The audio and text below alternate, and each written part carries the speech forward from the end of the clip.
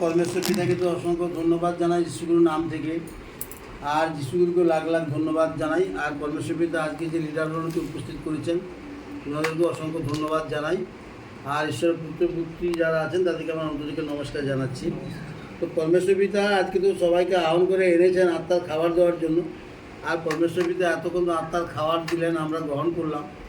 আর সেই আত্মার বলে সেই আজ্ঞা অনুসারে, সেই বাক্য অনুসারে যেন আমরা সর্বদা চলি আর পরমেশ্বর পিতাকে প্রেম করি আর বিশ্বাস রাখি।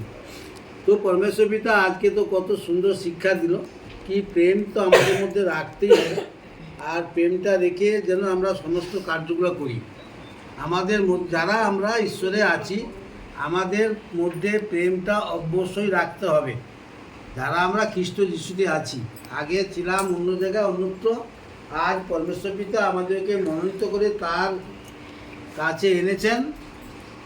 আর তিনি যেভাবে পবিত্র, আর আমাদেরকেও তিনি সেভাবে পবিত্র করে রাখতে চাইছেন। অতএব আমাদেরকে সেই পবিত্র হয়ে থাকতে হলে আগে প্রেমটা আমাদেরকে গ্রহণ করতে হবে, আর প্রেম করতে হবে, আর ঈশ্বরের প্রতি বিশ্বাস রাখতে হবে, আর ঈশ্বরের আজ্ঞা অনুসারে আমাদেরকে চলতে হবে। তো ঈশ্বরের প্রতি আজ্ঞাটা আমরা তো জানি সবাই, যেন সেই পরমেশ্বর পিতার আজ্ঞা যেগুলো সদাচরণ, যে কাজগুলো সদাচরণ সেই সত্য কাজ, সেই কাজগুলো যেন আমরা করতে থাকি। বাড়িতে আছি, বাড়িতে অনেকে আমরা সংসার নিয়ে থাকি অনেককে নিয়ে, তো সবাইয়ের প্রতি যেন আমরা খারাপ ব্যবহার না করে রাখি। ভালো ভাব, মধুর ভাব যেন আমাদের মধ্যে থাকে। কেন আমরা এত কষ্ট করে এই গরমে খাওয়া দাওয়া সেরে ঘুম টুম বন্ধ করে আসছি ঈশ্বরের বাক্য নেওয়ার জন্য। ঈশ্বরের বাক্য যেটা আমরা পাচ্ছি সেটাকে যেন মানি, আর সেটাকে যেন সর্বদা মেনে চলতে থাকি।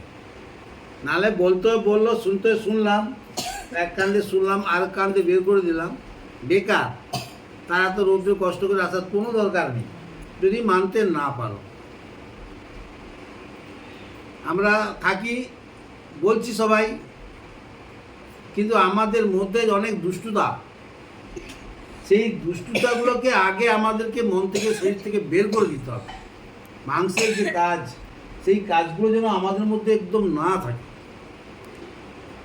সারাদিন আছি, ঘুরছি, কিন্তু কাজ করে আসছি, কাজ করার পর বাড়িতে ফিরছি। যারা চাকরি বাকরি করে বা অন্য কিছু কাজ করে বাড়িতে যাওয়ার পর একটা অশান্তি আসবে।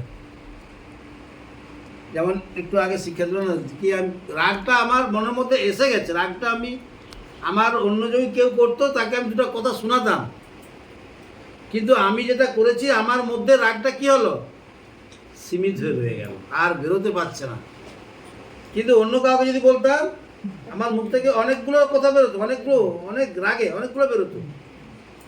সেই অনেকগুলো যেহেতু না বেরোয়, যেন সেইভাবে যেন আমার প্রতি যদি এতটা হয় তাহলে অন্যজনের প্রতি আরো ততটা হবে।